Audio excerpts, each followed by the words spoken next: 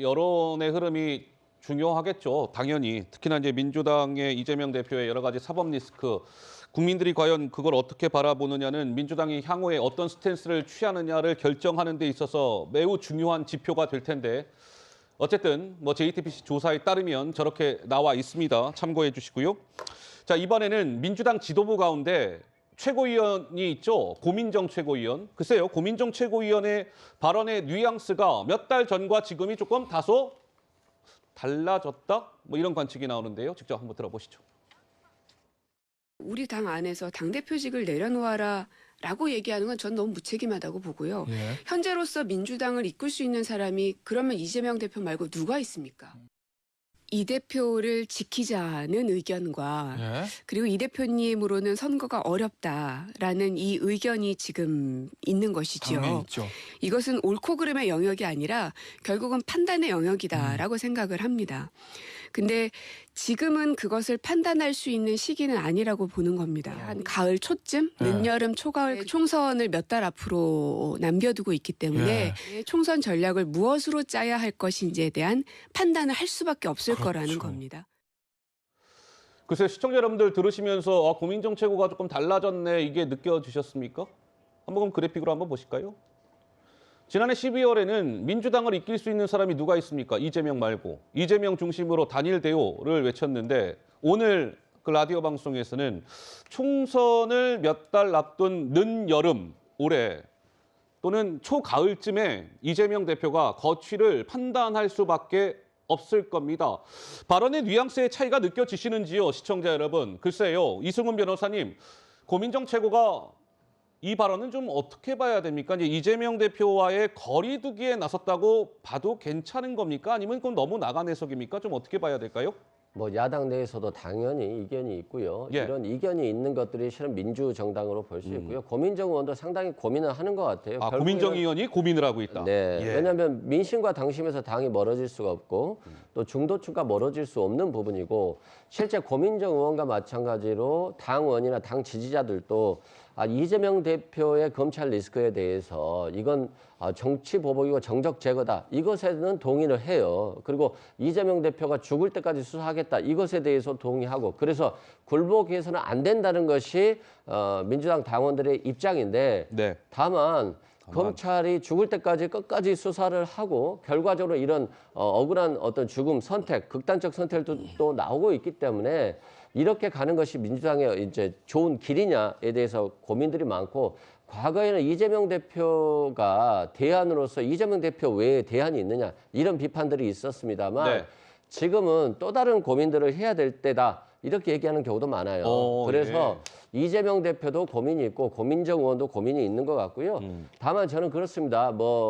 비명계 의원들이 그 체포동의안과 관련해서 기권표를 던지다거나 무효표를 던지면서 자신의 의사는 마치 체포동의안을 압도적으로 부결시킬 것처럼 하는 행동들 이건 당원들이 굉장히 지지할 수도 없고 굉장히 반대하고 굉장히 이것에 대해서 기분이 안 좋거든요. 그렇기 때문에 저는 오히려 비명계 의원들이 뒤에서 어떤 행동들을 하는 것보다는 이재명 대표에 대해서 할 말을 하고 또 이재명 대표도 이런 분들과 또 소통하면서 당의 새로운 방안들을 만들어 나가야 되는 것이지 서로 간에 그냥 다툼만 해서는 안 되거든요. 그러니까 고민정 의원의 고민들이 결과적으로는 최고위원회에 있어도 또 당원들에 있어서도 또는 당 최고위에서 다 같이 고민을 해야 되고 대안을 마련해야 될 그런 때가 오고 있는 것 같습니다. 자, 김상희 평론가 이어서 말씀 저도 듣죠. 좀 한마디 좀 말씀을 드리면 저 민주당 당원으로서 우리 민주당 당원 분들께 지금의 이 시점에 우리가 뭘 해야 되는가에 대해서 좀 말씀을 드리고 싶어요. 아, 예.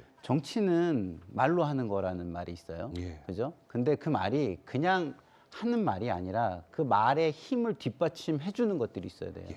그 말에 힘을 더해 주는 게 뭐냐면 도덕성과 희생입니다. 도덕성과 희생. 예를 들어서 우리는 이상민 장관한테 도의적 책임을 지고 물러나라고 하면서 우리는 도의적 책임을 안 지고 그리고 어떤 주변의 사람들이 내가 그걸 나서서 그 책임을 지거나 아니면 그 뭐 수사를 받거나 하는 일을 나서서 하면은 번지지 않을 일을 번지게 하고 이런 것들을 막는 것이 희생이에요. 그러면 그 희생을 통해서 다시 일어날 수 있습니다.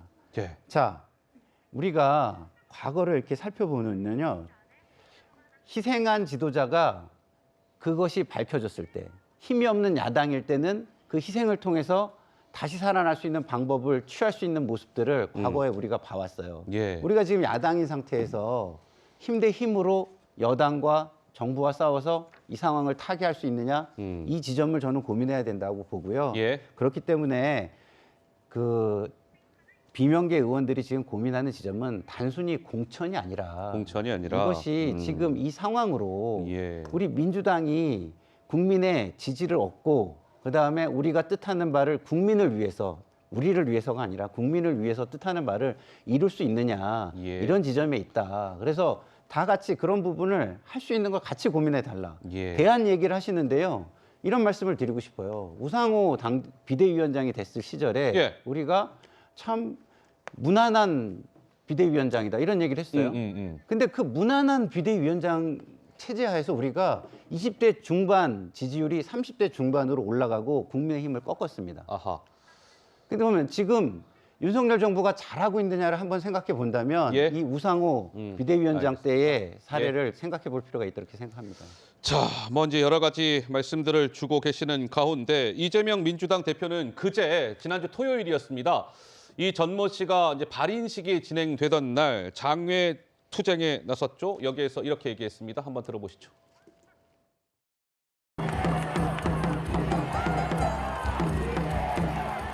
세계의 자랑을 이 대한민국이 일본에게는 호갱이 되고 말았습니다, 여러분. 이번 강제동원 배상안은 일본에게는 최대의 승리이고 대한민국에게는 최대의 굴욕 아닙니까, 여러분? 참으로 이완용이 울고 갈 일 아닙니까, 여러분?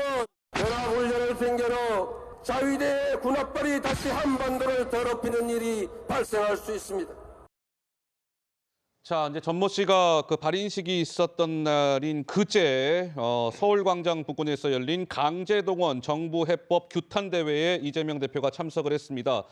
그런데 이를 두고 장 의원님, 이거는 국민의힘이 아니라 지금 이 그래픽에 등장한 이런 쓴소리들은 민주당 내부에서 이재명 대표를 향해서 나오고 있습니다. 우리 장 의원 생각은 어떠신지요? 그러니까 이게 지금 아까도 제가 말씀드린 것처럼 사퇴 여론이나 체포 여론이 단순히 국민의힘 지지층만의 여론이 아니다라는 걸 민주당이 빨리 인식을 해야 할 필요가 있고요. 예.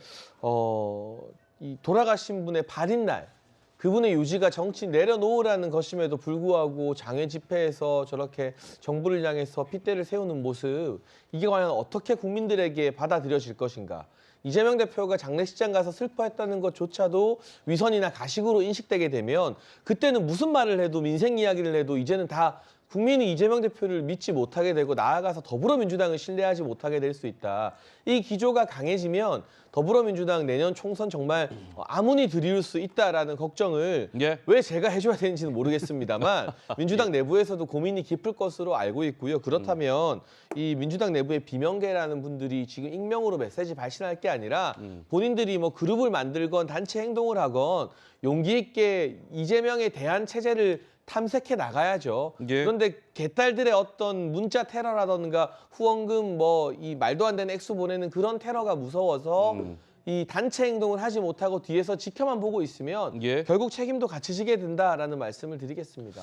알겠습니다.